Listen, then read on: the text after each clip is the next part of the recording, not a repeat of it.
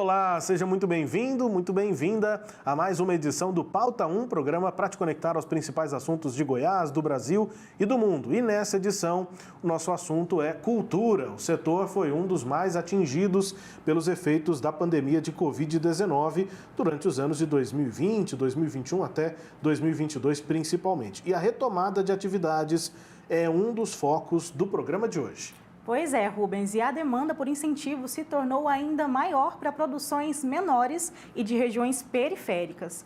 Isso aumenta a importância de medidas como a Lei Aldir Blanc e a Lei Paulo Gustavo.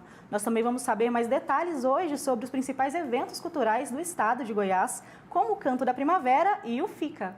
Além dos sistemas de fomentos e eventos, a gente também trata aqui no Pauta 1 de hoje sobre lugares de cultura mantidos pelo governo estadual, com destaques para teatros, museus e centros culturais. Será que eles estão sendo bem mantidos? A manutenção está em dia e adaptados para o público? Pois é, Rodrigo, Paloma, conosco aqui nesta edição do Pauta 1. Para tudo isso, a gente conversa hoje, recebe aqui no estúdio a secretária estadual de Cultura, Yara Nunes. Secretária, muito obrigado pela presença aqui, tudo bem?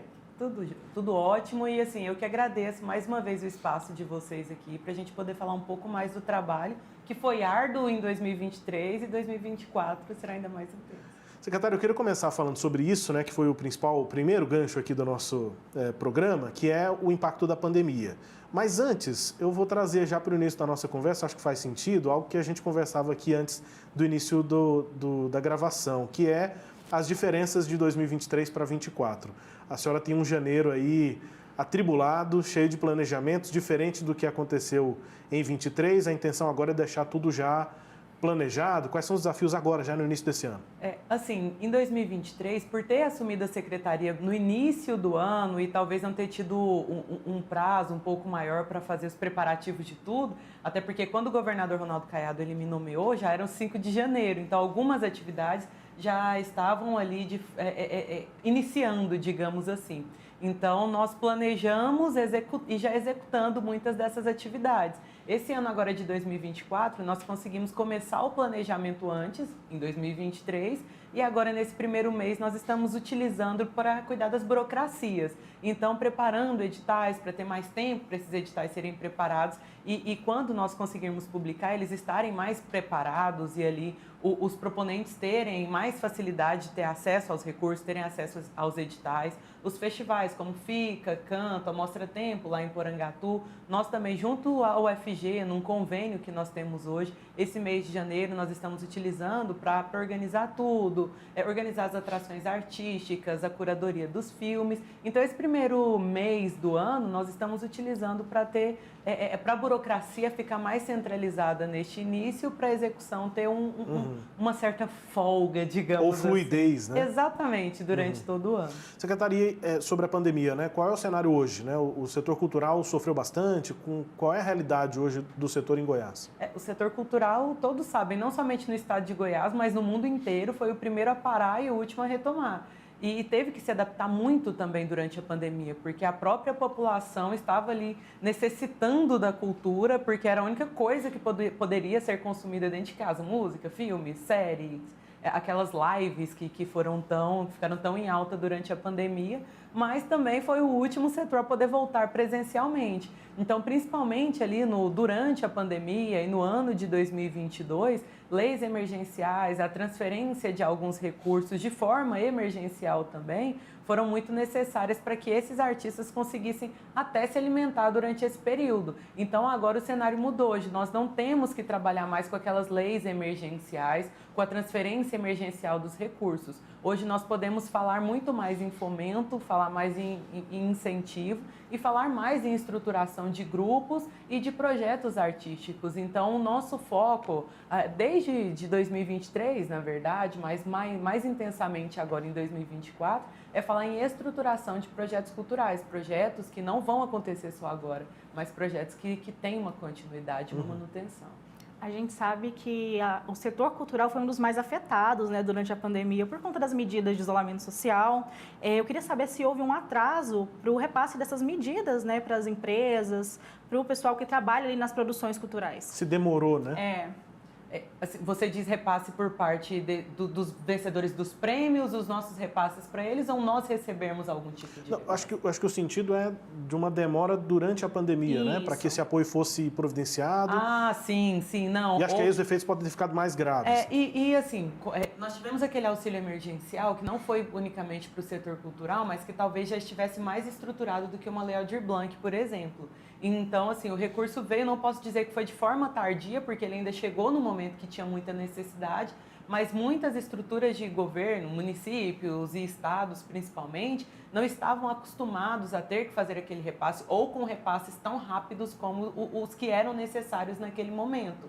Então, a Lei Aldir Blanc 1, que nós costumamos chamar, que foi a de 2021 ali, nós tivemos um pouco de dificuldade no seu início para fazer esse repasse, mas depois que tivemos uma articulação maior, até dentro do Fórum de Secretários, à época eu ainda não estava como secretária da Cultura, mas eu trabalhava junto com o secretário César Moura na retomada. E acabou que a retomada também contribuiu muito para que esse recurso fosse repassado para os artistas que necessitavam. Então, assim, se nós tivéssemos naquela época a expertise que nós temos hoje, com certeza o repasse teria sido mais rápido, mas o Estado de Goiás conseguiu repassar 100% do recurso da Aldir Blanc 1. Se nós, como eu disse, se nós tivéssemos a mesma expertise de hoje, teria sido um pouco mais rápido, mas os artistas não ficaram sem receber aquele recurso. Agora, na Paulo Gustavo, nós tivemos que trabalhar em tempo recorde, não só o Estado de Goiás, não só os municípios aqui do Estado, mas o Brasil como um todo, porque nós recebemos os recursos já no mês de agosto. Então, nós tivemos pouquíssimos dias aí para trabalhar, para conseguir publicar edital, para conseguir publicar chamamento, porque o recurso, o prazo se findaria no dia 31 de dezembro. Então, tudo foi muito rápido. Rápido para os proponentes, rápido para as secretarias também, mas depois, com uma prorrogação que aconteceu já no mês de dezembro, nós conseguimos fazer tudo de forma bem rápida e hoje, falando com vocês aqui, nós já pagamos mais de 30 milhões de reais em recursos. Então, boa parte dos projetos que foram aprovados, os proponentes já receberam seus recursos. Com os rendimentos da conta, que nós também deixamos esse valor aplicado, o valor de 62 milhões de reais, e ele rendeu quase 3 milhões já. Então, com esse rendimento, nós também vamos chamar projetos que foram aprovados, que tem uma série de suplentes aí, que tem condições de receber o recurso, mas que não tínhamos o recurso suficiente para eles. Então, a maioria das pessoas que se inscreveram, nós vamos conseguir fazer o repasse financeiro. Secretário, só para diferenciar, Lei Aldir Blanc, Lei Paulo Gustavo, quais são essas leis? Enfim, até numa ordem cronológica, se possível. Sim. Como é que isso funciona para quem não tem a prática, não tem a rotina de acompanhar? Certo. Tanto a Lei Aldir Blanc quanto a Lei Paulo Gustavo foram leis emergenciais necessárias por conta da própria pandemia ali, porque é pela necessidade, digamos assim. A Lei Aldir Blanc, ela foi promulgada e os repasses foram feitos para os estados no final do ano de 2020, no ano de 2021. Então, foi uma lei emergencial para a cultura no ano de 2021. A Lei Paulo Gustavo, ela começou a ser debatida, a ser discutida no ano de 2022, mas nós efetivamente recebemos esse recurso no ano de 2023 e também veio como uma lei emergencial. Agora, no final de 2023, o estado de Goiás foi um dos primeiros, foram 3 primeiros estados a receberem o recurso, o estado de Goiás está entre esses 3. Nós recebemos o recurso da Aldir Blanc 2, que é uma lei estruturante. Ambas, os 3 momentos, duas leis em 3 momentos distintos, são com recurso federal. Mas isso, nesse meio tempo, aqui no estado de Goiás, nós temos também fomentos e incentivos com recursos estaduais, que são principalmente o Fundo de Arte e Cultura, que nós publicamos editais nesse ano de 2023, foram 14 milhões e 200 mil reais, e a lei e o programa Goiáses, que funciona como benefício fiscal, que é um proponente apresenta seu projeto, uma vez que ele foi aprovado, qualquer empresa que recolhe ICMS no estado de Goiás pode deixar de pagar este imposto para patrocinar um projeto cultural que foi previamente aprovado pela Secretaria da Cultura. O programa Goiáses hoje ele soma o valor de 40 milhões de reais, proporcionalmente sendo o maior do Brasil.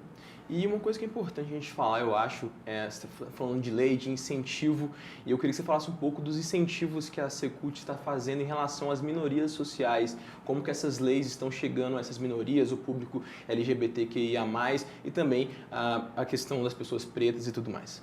Olha, nós temos um trabalho também muito de ouvir esses grupos, ouvir essas pessoas, juntamente com a Secretaria da Retomada, com a Secretaria de Desenvolvimento Social e principalmente as atividades do GPS e do Goiás Social, nós estamos conseguindo chegar de forma mais efetiva a esses grupos, talvez mais vulneráveis, grupos que não tiveram os mesmos acessos ou oportunidades em outros momentos. Agora, este ano, nós ainda vamos conseguir chegar mais além e chegando a comunidades quilombolas, a comunidades indígenas também, graças ao chamamento que nós estamos fazendo para trazer uma OSC para junto da Secult, que essa OSC terá condições de ir pessoalmente em regiões mais remotas, procurando pessoas em situação de maior vulnerabilidade, pessoas não letradas, pessoas que estão em regiões que não têm acesso à internet, porque essa equipe vai conseguir chegar até lá, ouvir a pessoa, suponhamos que tem uma raizeira ali em Flores de Goiás, um exemplo aqui, que eu tenho certeza que existe lá, mas aqui de forma bem exemplificativa. Às vezes ela não sabe nem o que é um projeto e muitas vezes ela não sabe nem que aquilo faz parte da cultura de alguma forma, porque isso também acontece. Então, nossa equipe vai chegar até essa raizeira, vai conversar com ela, gravando tudo, ela vai explicar o que ela faz, esse vídeo vai ser convertido em um projeto, vai subir pelos nossos sistemas, porque nós sabemos que uma vez que se trata de recurso público, existem burocracias que nós não podemos fugir delas. Então, isso vai se transformar em um processo e um projeto mais simplificado para que essa raizeira e outros mestres do saber aí, outros grupos, outras pessoas consigam ter acesso aos recursos financeiros. Que o que o governador Ronaldo Caiado ele sempre diz é que nós não podemos deixar os recursos presos somente aqui na capital e na mão dos mesmos grupos. Nós precisamos pulverizar esses recursos, interiorizar esses recursos e o acesso à cultura também, porque muitas vezes a gente fala em, vamos repassar o recurso, vamos dar o dinheiro. Às vezes algumas pessoas questionam, mas esse tanto de dinheiro para a cultura e a saúde e a educação? Não, a saúde e a educação têm as suas fontes. Nós sabemos que o estado de Goiás hoje também é referência. Então, o fato do governo estar investindo na cultura não quer dizer que outras áreas aí do governo, outras políticas públicas estão deixando de ser feitas. E proporcionalmente a cultura tem um valor bem menor, né? Exatamente. Do que saúde e às educação. Vezes nem se compara até o quão menor é. Mas que esses investimentos também, esse entregar dinheiro, faz com que as pessoas tenham acesso à cultura. Pessoas que muitas vezes não tiveram acesso a peças de teatro, não tiveram acesso ao audiovisual, não tiveram acesso à música, elas conseguem ter esse acesso também porque o recurso chegou mais próximo a ela. Então, um exemplo com a Lei Paulo Gustavo, que foi a última agora que nós conseguimos repassar. Muitas produções audiovisuais estão sendo contempladas e apoiadas ali. Então, provavelmente, alguns filmes, algumas produções vão ser passadas em comunidades que não sabem o que é cinema. Então, isso também é uma política pública muito necessária, que é levar cultura às pessoas que muitas vezes não teriam acesso a ela. A cultura ela não pode ser elitizada, ela não pode ficar somente dentro de museus e de galerias, ela tem que chegar onde as pessoas realmente estão. E é interessante porque a cultura ela salva também, né? Eu acho, eu fiz jornalismo por conta da cultura.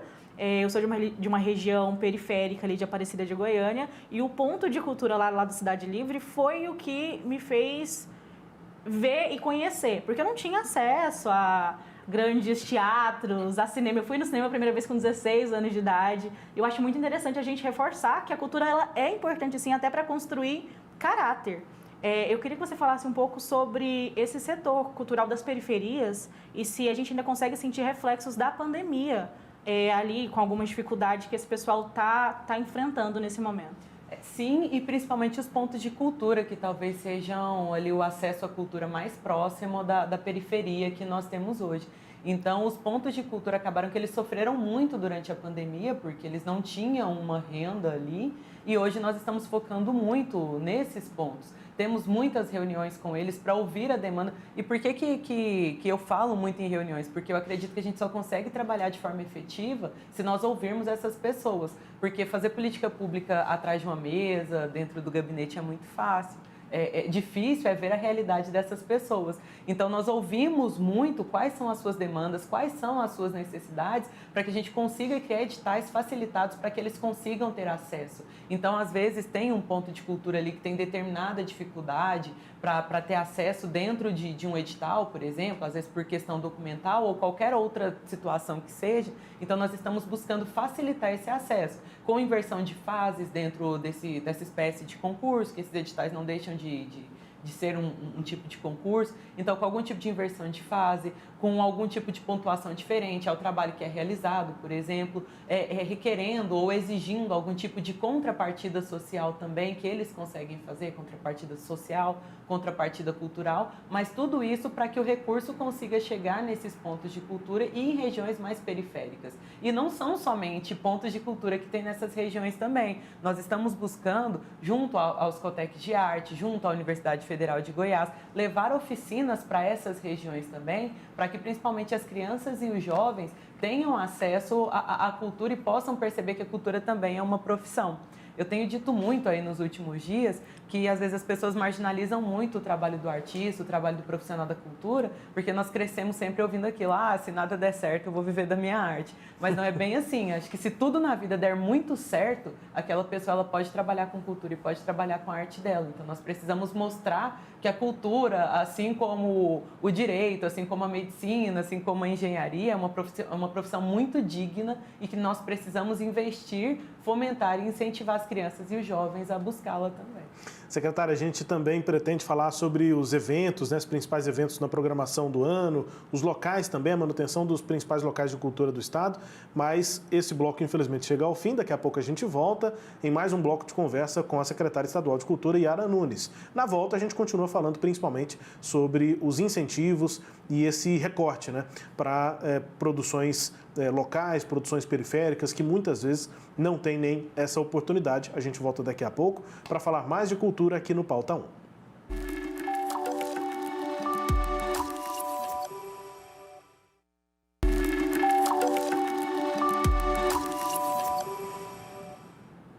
Já estamos de volta com o Pauta 1, que nesta edição conversa sobre cultura, recebendo no estúdio a secretária estadual de Cultura aqui em Goiás, Yara Nunes, com a pergunta da Paloma Rabelo.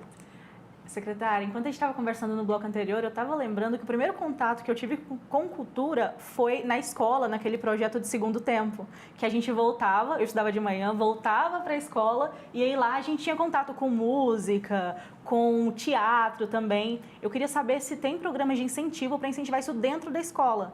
Porque o ponto de cultura que tinha mais próximo ali de casa era a Cidade Livre, E não era tão próximo assim, era onde a gente tinha acesso. E aí a primeira vez que eu me interessei até por música foi nesse projeto dentro da escola. Sim, nós temos projetos tanto executados diretamente pelo governo, pela Secretaria da Cultura, Secretaria da Educação, e também nós temos projetos que são apoiados pela Secretaria, como, por exemplo, o Educanto, que vai em várias escolas do estado de Goiás inteiro. Este ano, se eu não me engano, se eu não estiver errado aqui com os números, que às vezes são muitos, mas são mais de 50 municípios que serão visitados. E nisso eles buscam municípios talvez um pouco mais distantes aí da capital, que tem um pouco mais de dificuldade de acesso, e levam músicas até essas crianças. Então eu falo que o projeto é muito bonito, porque primeiro, uns dias antes, umas semanas antes deles irem, eles mandam um tipo de encarte com as músicas para que os professores e professoras trabalhem a interpretação dessas músicas, trabalhem essas músicas com os alunos, e no dia que a Maria Eugênia, que é a proponente desse projeto, no dia que a Maria Eugênia leva os seus shows para dentro da escola, esses alunos já conhecem as músicas, então tem uma interação que é muito legal. Ela traz alguns relatos para a gente e fala que tem alguns alunos que dizem que nunca tinham ido num show, que querem ser músicos, que querem aprender a tocar violão. Então nós conseguimos apoiar esses projetos tanto diretamente por nós, quanto com incentivo a outros projetos. Da nossa parte também, nós conseguimos levar através do até então, Cine Goiás Itinerante, que agora nós vamos transformá-lo em cultura itinerante, levando não somente o audiovisual, mas levando também a Gibitec e alguns outros livros, para incentivar essas crianças a começarem ou terem mais acesso à leitura. Então, nós conseguimos chegar até algumas escolas, até outras comunidades também, sempre buscando ali o que é melhor para aquela população, que cada município é muito diferente do outro.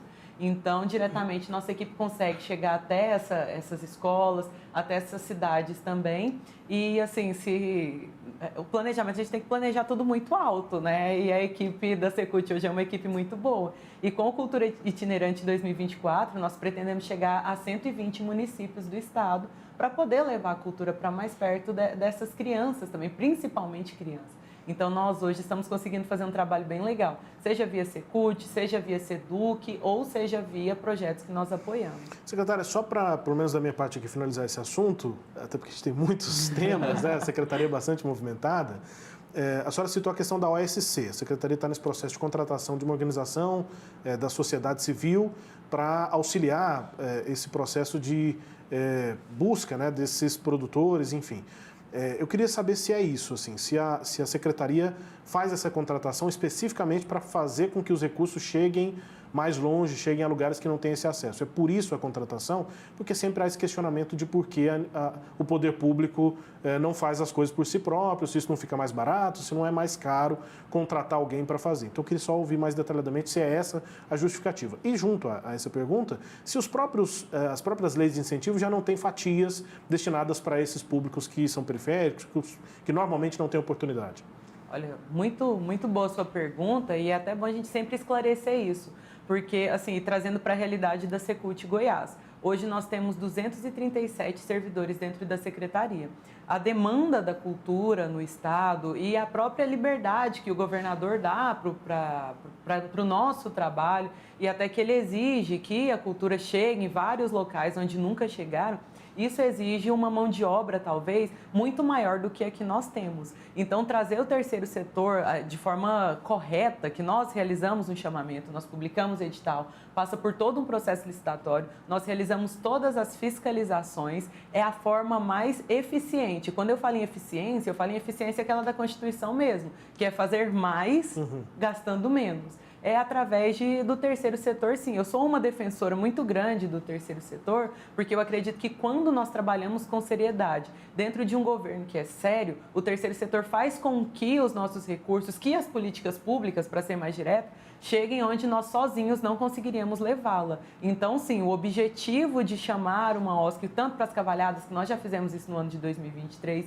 e deu muito certo, como nós estamos fazendo agora em 2024 com as leis de incentivo, com a Lei Aldir Blanc, mais especificamente agora, é para que o acesso seja mais fácil e mais certeiro onde nós precisamos chegar. E assim, o recurso que nós estamos utilizando são R$2 milhões que serão aplicados agora na Lei Aldir Blanc.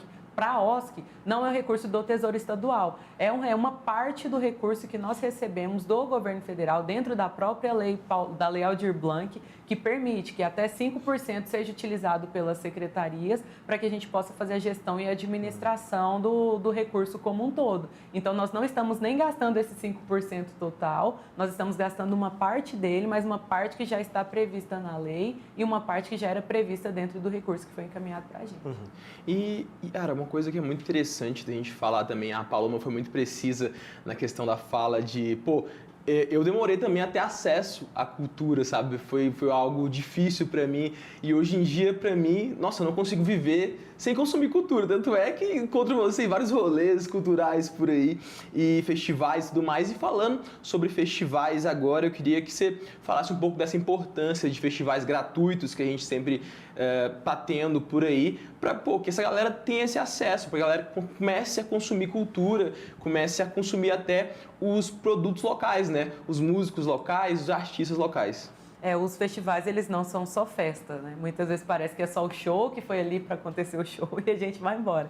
Mas não, todos esses festivais, eles antes daquele dia ali que ele está acontecendo e tem a movimentação turística, tem todo aquele fluxo turístico na cidade, nós realizamos oficinas, nós preparamos o setor de hotelaria, os bares, os micro e pequenos empresários daquela região, para que eles consigam receber aqueles festivais e as pessoas que estão visitando aqueles municípios de uma forma que vai gerar renda, que vai movimentar toda a cadeia municipal. Então, os festivais são muito bons. Eu, muito antes de imaginar que eu poderia algum dia ser secretária de Estado da Cultura, eu já frequentava esses festivais, já frequentava FICA, frequentava Canto da Primavera também, mas é muito bom, né, ter acesso a shows, que hoje o Canto da Primavera ele é a vitrine da música goiana. Nós, no último, conseguimos levar 55 artistas goianos para, durante todos aqueles dias, em praticamente todos os cantos da cidade de Pirenópolis, tinha um artista goiano ali cantando, apresentando sua arte. Enquanto turista, enquanto frequentador, é maravilhoso estar ali naquele local, é uma energia muito boa. Mas, enquanto morador dali, enquanto trabalhador dali, é uma renda que muitas vezes eles não teriam em outros momentos. E às vezes a gente pensa em Pirenópolis, mas Pirenópolis já está sempre cheia. Mas não, durante o Canto da Primavera, tem um boom em hotelaria, não somente em Pirenópolis, mas nas cidades vizinhas ali também. Então, tem geração de renda, tem geração de emprego direto, emprego indireto, o fluxo turístico aumenta e, principalmente, os nossos trabalhadores da cultura têm a oportunidade de mostrarem o seu trabalho, de certa forma, ali, venderem o seu trabalho e receberem de forma digna também por estarem ali. Então, todos os artistas que se apresentaram, trabalharam, levaram seus filmes, no caso do FICA, levaram sua música, no caso do Canto da Primavera, e outras manifestações artísticas e culturais, eles receberam os seus cachês ali, ainda no ano em exercício, receberam cachês dignos também, que nós ouvimos entidades e associações para saber qual seria o cachê ideal ali. Então, é uma oportunidade para o público levar arte, levar música, levar cultura, mas para os trabalhadores é uma oportunidade de levar renda e dar oportunidade para eles mostrarem seu trabalho também. E o FICA, secretária, qual é a previsão para esse ano? O FICA que passou por transformações, né? Desde 2001, né? Primeira edição. Qual é a previsão do FICA para esse ano? Olha, o FICA ele permanece no mês de junho.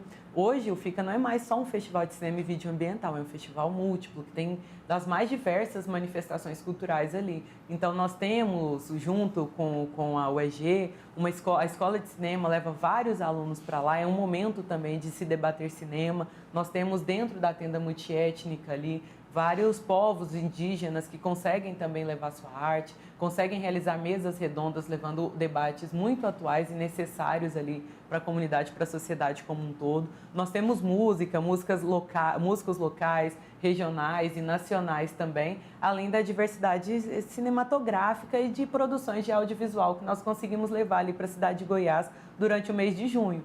Esse ano o FICA já está confirmado, nós precisamos acertar ainda alguns detalhes de data, mas vai ser no mês de junho, as pessoas podem se preparar para ir para a cidade de Goiás. O último FICA foi maravilhoso, esse também será maravilhoso. Podem se programar para ir não somente no final de semana, mas durante a semana também, que nós teremos várias oficinas para todas as idades, envolvendo também as escolas da cidade, as escolas vizinhas ali, para fazer um trabalho de meio ambiente, de audiovisual e de várias manifestações culturais mesmo, para os moradores dali e também para quem for visitar a cidade. E por falar em preparativos, né, a Mostra de Teatro Nacional de Porangatu está pertinho ali, em março. Queria saber como é que tá os preparativos para isso também, se tem alguma novidade, o que a gente pode esperar? Olha, a Mostra Tempo esse ano eu acredito que vai ser a que vai mais envolver os atores ali da região, os trabalhadores do teatro, das artes cênicas, acredito que vai ser a que mais vai envolver todos eles ali. Ano passado, durante a mostra, também as pessoas estavam com um pouco de dificuldade de conseguir hospedagem, porque a cidade ficou bem cheia. E nós começamos a debater essa mostra ainda no ano passado, para não deixar tudo ali para a última hora. Por isso que nós tivemos a condição também de trazer antecipar um pouquinho ali para o mês de março. Mas as expectativas estão altas tanto para a cidade quanto para nós aqui da Secretaria. O envolvimento da cidade ele é muito grande, já tem muitas pessoas buscando, querendo saber quais serão as oficinas, mas nós teremos várias oficinas, teremos nomes nacionais também participando da mostra. E eu convido a todos para sempre acessarem o site e as redes sociais da Secretaria, que quando nós formos conseguindo já divulgar quais serão essas oficinas, com datas, todas essas informações vão para o site, vão também para as redes sociais. E lembrando que todas as atividades realizadas em todos esses festivais são gratuitas, então são oficinas gratuitas, são shows gratuitos, as pessoas precisam se preocupar ali somente com a hospedagem, com a sua alimentação e com o seu deslocamento para lá. Mas a partir do momento que está nessas cidades aí, todas as atividades são gratuitas. É importante se olhar porque uma ou outra tem uma inscrição prévia, mas sem custo para isso.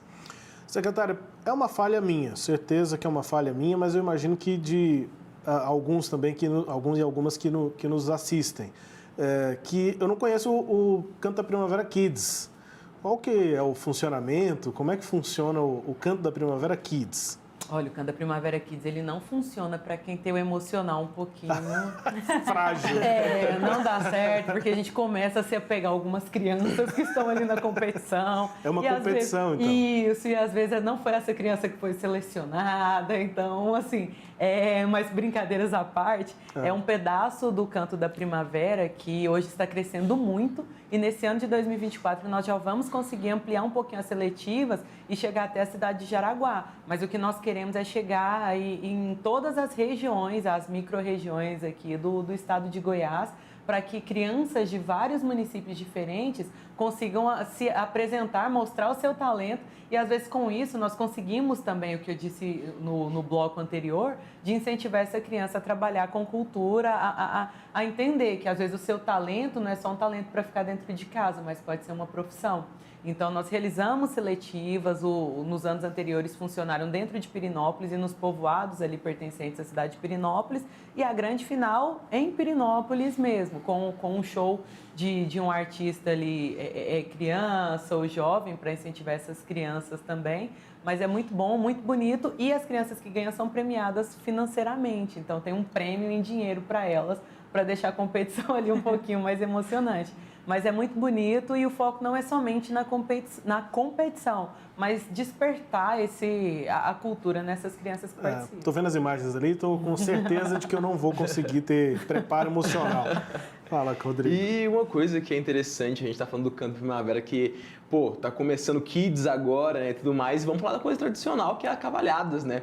Eu tive a sorte de estar presente do ano passado em Pirenópolis, foi muito legal, foi muito bacana, assim, ver de perto, porque eu fui meio que sem querer ali, tava passando pela cidade, falei, nossa, mas que movimento diferente que tá a cidade. Pessoal mascarado. A galera mascarada andando de cavalo. Você foi pego de surpresa mesmo? Juro pra você. Gente, que experiência, né? E eu falei, nossa, aí eu... cavalhadas. E foi muito legal, acompanhei tudo, como é que funciona, foi muito bacana. Eu queria que você me contasse um pouco desse circuito de 2024 que atende 15 cidades, né? Sim, esse ano serão 15 cidades, as cavalhadas. O circuito vai começar esse ano no final de maio, ali, já no início de junho, e vai até o mês de setembro. Então, as cavalhadas acontecem em 15 lugares diferentes, são municípios, talvez, que pegam aí todas as regiões do estado. Então, as pessoas podem se programar para visitar. E é muito interessante perceber como é o circuito das cavalhadas. Tudo são cavalhadas. Tudo ali retrata a encenação da luta entre os mouros e os cristãos. Mas cada município tem a sua peculiaridade. Então, a indumentária de um município é diferente do outro. As músicas que tocam em um município são diferentes do outro.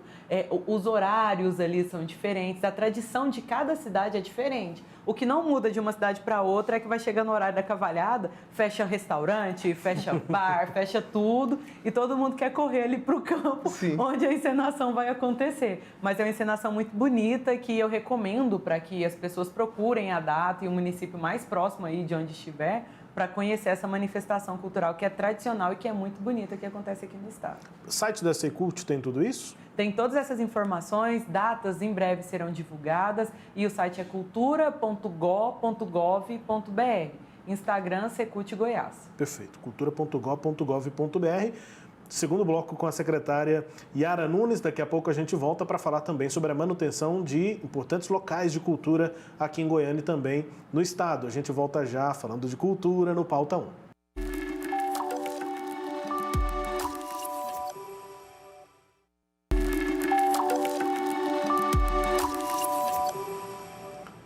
De volta com o último bloco aqui de conversa com a secretária estadual de Cultura, Yara Nunes, em destaque cultura aqui no estado e a partir de agora também em locais, né, importantes, centros culturais, teatros, museus, enfim. Como é que está a manutenção no geral desses lugares no estado? Imagino que isso dê bastante trabalho. Quem já mexeu com obra sabe como é que é, secretária. E além da pergunta genérica, né, com que a senhora quiser destacar sobre os principais lugares aqui do estado, eu queria perguntar especificamente sobre o Teatro Goiânia, que é um ponto histórico, né, um marco da cidade. E a gente teve, no ano passado, né, nos 90 anos de Goiânia, a gente fez uma série chamada Goiânia 90 Lugares. O Teatro Goiânia foi um dos lugares que a gente mostrou em vídeos curtos, em reportagem no site, mas também com uma entrevista mais longa. A gente conversou com o produtor cultural, o compositor, enfim, o Carlos Brandão, extremamente conhecido, tem gente que gosta do Brandão, tem gente que não gosta do Brandão, ele é bastante autêntico, né? Mas ele já foi gestor, inclusive, né, do próprio teatro, e ele tem várias críticas, enfim, ficou apontando problemas estruturais no teatro. Como é que a senhora avalia hoje o Teatro Goiânia, questão de estrutura, parte elétrica, como é que está, entre outros lugares, especificamente o Teatro Goiânia? Olha, nós temos vários equipamentos pelo estado que necessitam não somente de algum tipo de manutenção, mas necessitam de verdadeiros restauros. Então, Porque são obras muitas vezes bem antigas, né? Exatamente, como por exemplo o Teatro Goiânia. O Teatro Goiânia teve uma obra aí, teve um restauro completo, já vai fazer mais de 20 anos já que teve esse restauro completo.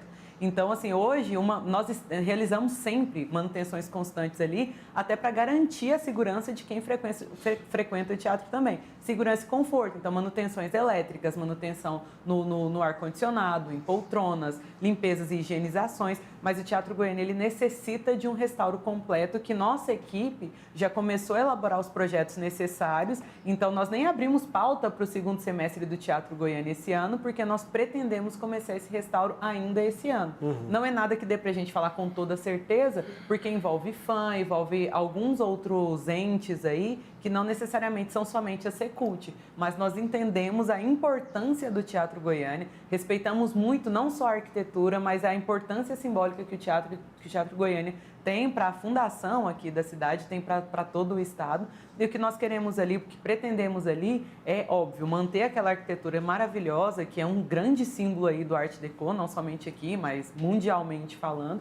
Nós queremos preservar e restaurar aquela fachada, aquela arquitetura, mas dentro ter um teatro muito confortável e muito moderno. Confortável para quem frequenta e para quem trabalha, e moderno para que os trabalhadores que forem ali exibir ou apresentar os seus espetáculos consigam encontrar uma estrutura de som, uma estrutura de iluminação e até cenográfica mesmo, que consiga atender ao seu espetáculo. Então, o que nós pretendemos para o Teatro Goiânia é isso. Mas, assim, às vezes falar parece que são coisas muito simples, né? Mas exige muito, e a nossa equipe está trabalhando para que dentro dessa gestão ainda a gente consiga entregar um Teatro Goiânia ali em perfeitas condições para uso.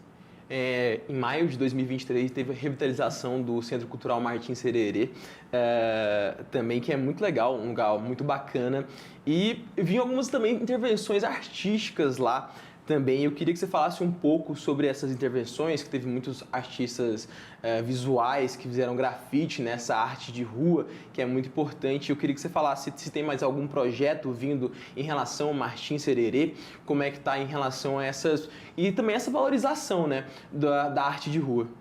O Martim Sererê, ele sempre foi um espaço ali que pediu essa intervenção urbana, que a arte urbana levasse cor pro espaço ali, pro equipamento. Eu sou frequentadora do Martim Sererê tem alguns anos ali, acho que a primeira vez que eu fui no Martim Sererê eu tinha 14 anos de idade, frequentava alguns eventos de anime, cover nation, e desde aquela época a gente sempre falava sobre, por que não tem um grafite aqui no Martim? O Martim às vezes é muito apagado. Ele sempre foi muito ali da cena underground, a cena do rock ali da cidade, mas que muitas vezes não trazia um pouco dessa intervenção urbana para lá. Então, dentro do restauro que nós realizamos, nós conseguimos verificar ali e deixar ele preparado para que essas intervenções acontecessem. No dia que nós reabrimos o Martim, eu lembro de algumas pessoas passando e falando, aqui ficou muito sem cor, agora ficou tudo branco, ficou tudo cinza, mas era justamente para que esses artistas... Confesso que tive essa crítica também, o dia que voltou, eu estive lá e falei, não, tá branco demais. Pois é, mas era exatamente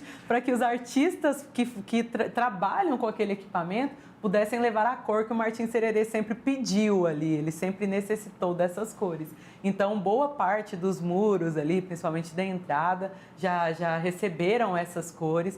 Algumas outras intervenções vão acontecer na próxima semana e, assim, bem spoiler mesmo, mas nós vamos lançar um edital para que grafites sejam feitos ali com temática indígena, trazendo e valorizando a cultura indígena com grafismos e tudo mais nas cúpulas dos dois teatros ali. Então, nós vamos lançar edital para que a gente consiga fazer isso esse ano ainda também, para talvez fechar ali com chave de ouro essa primeira intervenção aí de arte urbana que acontecendo no Martins Sererê.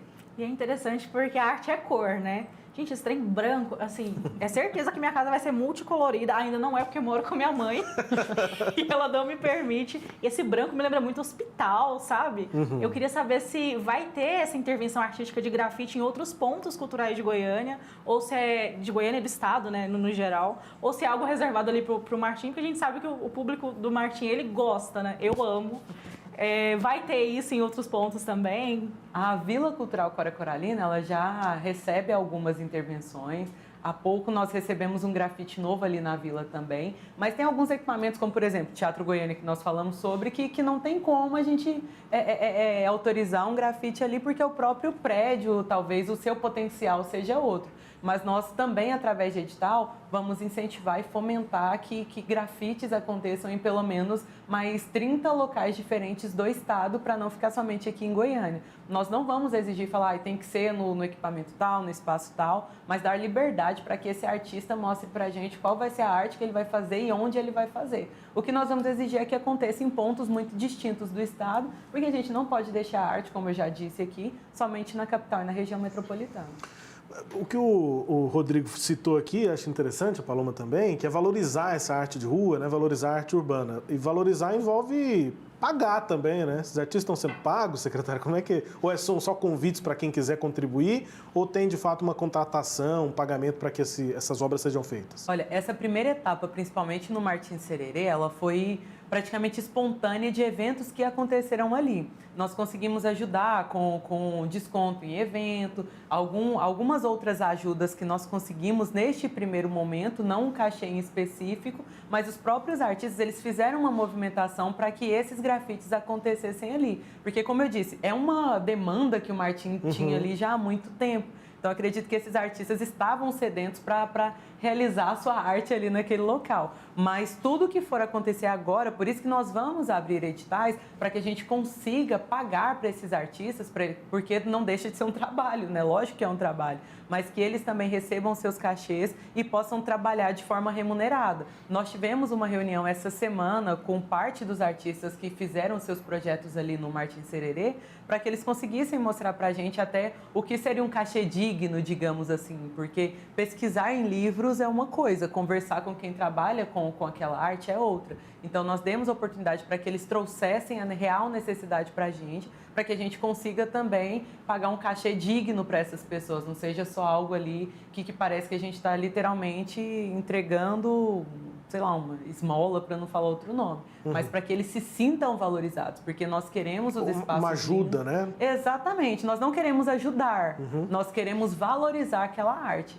Então, por isso a necessidade de ouvi-los também. É lindo para nós, é maravilhoso ter um equipamento muito, muito colorido, com diversas obras de arte ali, ser uma galeria a céu aberto, mas que esse artista também precisa ser valorizado. Secretário do Museu Zoroastro Arteaga, ele já está fechado tem um tempo lá na Praça Cívica, eu não me lembro quando é que foi que eu percebi que estava fechado a primeira vez, mas acho que foi ao longo do ano passado.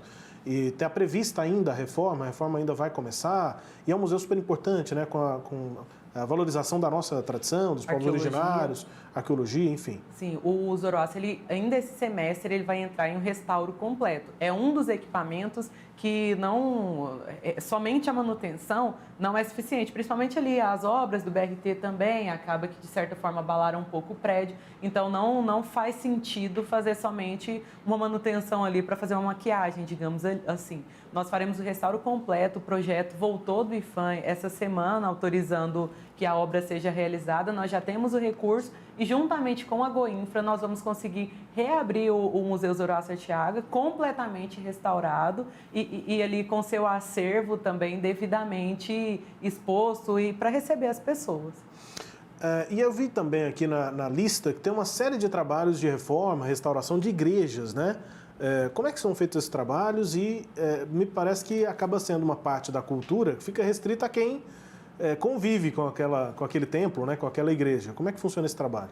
Na verdade, não muito, porque quando nós falamos nesse projeto Fé, Religiosidade e Devoção, nós buscamos igrejas históricas que têm já o seu tombamento, ou está em processo de tombamento também, mas que não é somente um templo religioso, mas que não deixa de ser um equipamento cultural. Então, a igreja, a Nossa Senhora Aparecida de Areias, ali chegando na cidade de Goiás, que nós entregamos agora, ela tem uma arquitetura muito única, ela ainda não estava tombada e é um local de visitação para pessoas que buscam cultura também e não somente expressar sua fé. Outras igrejas também que nós já começamos, como por exemplo a Nossa Senhora do Bonfim lá em Silvânia, ela tem obras de arte, obras sacras ali, que também são abertas à visitação e pode ser um museu de arte sacra aqui no estado de Goiás.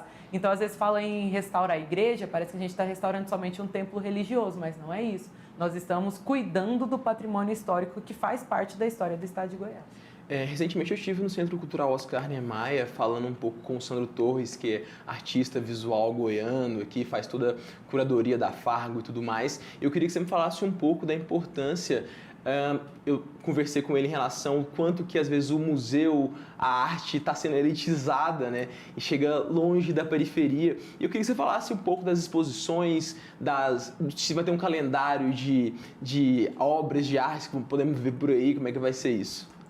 O MAC fica ali dentro do Oscar Niemeyer, talvez seja um pouco mais distante de regiões periféricas, um pouco mais de difícil acesso, mas não teremos exposições, obras de arte expostas somente ali dentro do MAC, que é o Museu de Arte Contemporânea. Nós lançamos, agora selecionamos o Sandro, um dos projetos do Sandro foi um dos selecionados até, para ocupação do MAC, mas isso também aconteceu com o Otto Marques, que fica ali no centro da cidade, que é um lugar que o deslocamento talvez seja muito mais fácil do que no Oscar Niemeyer. Na Vila Cultural Cora Coralina também, nós temos aí um calendário que o ano de 2024 já está praticamente todo cheio aí de exposições que vão acontecer no decorrer do ano, mas nós reconhecemos essa necessidade de não deixar a arte, não deixar a cultura somente dentro de grandes museus e de grandes galerias. Cada uma tem seu potencial e nós queremos levar isso. E assim, a gente fala só de Goiânia, mas nós temos incentivo a exposições em outros lugares do estado também, para facilitar esse acesso. Mas nós não podemos deixar de incentivar ou de fomentar exposições que acontecem no MAC, talvez porque ele não está ali tão em uma região periférica, por exemplo. Aquele museu ele é referência, ele é maravilhoso, assim como outros, mas nós também realizamos um certo trabalho e pretendemos intensificar isso agora no ano de 2024, de levar escola, de levar comunidades, para esses museus também. E tem uma rotatividade, né? Não deixar o museu parado também, muitas vezes. Exatamente, porque às vezes a gente fala de levar as obras para regiões periféricas, mas nós não podemos esquecer de levar as pessoas que estão em regiões periféricas também para esses outros lugares que às vezes são considerados elitizados, porque esses espaços também precisam ser ocupados por toda a população. Então é um trabalho que nós também queremos intensificar nesse ano de 2024. Era exatamente sobre isso que eu queria falar agora, porque muitas vezes a gente fala sobre levar a cultura até a periferia, mas a gente não fala tanto sobre levar a periferia até esses locais maiores e considerados elitizados, né, de cultura. É importante também trabalhar nas crianças, jovens, adolescentes e população em geral esse sentimento de pertencimento, porque muitas vezes, assim, eu falo até por vivências próprias, de amigos, minhas também, que às vezes parece que a gente não se sente digno de estar lá, né? Tipo assim, não, eu curto muito mais aqui no meu bairro, aqui próximo, mas assim, no Teatro Goiânia, eu no Teatro Goiânia, ou em até eventos que são... Não tem roupa pra ir. Isso, tipo, nossa, mas com que roupa eu vou? É importante trabalhar até esse sentimento de pertencimento dos jovens nessas regiões. Não, tem uma coisa também de você ir em exposições, museu, ver uma obra e tal. Eu falo, não vou lá, não vou chegar lá, não vou entender nada. Fico olhando a obra, não sei o que ela quer dizer, não consigo, né, conversar com aquilo. Mas isso também é um trabalho de formação de plateia que faz parte do que é competência de gestores ou de secretarias que trabalham e fazem cultura. Que é justamente isso. O que é formação de plateia? É fazer com que as pessoas vão até onde a arte está e que elas comecem a ir de forma orgânica também. Que não precise, que nesse primeiro momento nós vamos pegar essas pessoas e levá-las até onde está a arte. Mas isso precisa ser talvez... construído dentro da pessoa para que ela, de forma orgânica, de forma espontânea, comece a buscar a cultura também. Mas isso a gente só consegue a partir do momento que a pessoa se sente bem estar ali. Não vou nem falar somente em pertencimento, que é claro que é isso, mas que talvez fique um pouco... Às vezes a pessoa nunca ouviu um termo desse e não entende. Mas o que é se sentir pertencente àquilo? É justamente a pessoa se sentir bem naquele lugar. Então nós precisamos fomentar que ela se sinta bem ali para que depois ela espontaneamente comece a frequentar também. E é um trabalho, sim, que também faz parte do trabalho da Secretaria da Cultura. E às vezes com esses festivais, com esse incentivo a projetos um pouco menores, que levam até essas pessoas, comecem a despertar nessas pessoas também o sentimento de que eu posso estar naquele lugar. Então, tá vendo? Tudo acaba que é um ciclo. Eu falo que a cultura, a gente só consegue trabalhar com cultura se a gente trabalha em rede de pessoas, em rede de contatos e também pensando em toda essa cadeia. Tipo, eu preciso preparar esse lugar para que a pessoa que está aqui e viu um projeto um pouco menor, sinta que ela pertence à arte, à cultura goiana, a cultura goianiense pertence a ela e ela pode ir até aquele lugar. Então, é todo um trabalho aí que eu espero, no mínimo, durante a minha gestão aí, plantar a sementinha para que outros gestores que vierem no futuro também consigam incentivar e que em algum momento aí do Estado a gente consiga perceber que as pessoas estão valorizando ainda mais a cultura. Secretária, essas unidades, elas abrem no final de semana? Isso é uma coisa meio básica, né? Sim. A gente já viu muitos lugares aí de cultura, museus, enfim, exposições maravilhosas. Mas é de segunda a sexta, das 8 às 18, que é o horário que a maior parte das pessoas está trabalhando ou estudando. Eu falo que isso foi uma das nossas vitórias em 2023, que foi conseguir fazer que os nossos espaços abrissem também final de semana. Que às vezes pensar, eu vou para o museu terça-feira, 3 horas da tarde, não é a realidade da maioria das pessoas. Então, em 2023, graças a alguns trabalhos de manutenção, alguns trabalhos também com a nossa equipe, que nós precisamos lembrar que são pessoas que trabalham nesse lugar e nós não podemos transformar pessoas em máquina que trabalham 7 dias por semana. Então, em um trabalho de Até recurso... máquina estraga. Exatamente. Para de funcionar. Precisa de manutençãozinha. Dá burnout. Isso. Então, assim, um trabalho de manutenção do espaço, mas de gestão do recursos humanos da Secretaria, nós conseguimos agora abrir aos finais de semana para dar mais acesso a mais pessoas. Então, foi mais uma da vitória aí da equipe da Secult no ano de 2023.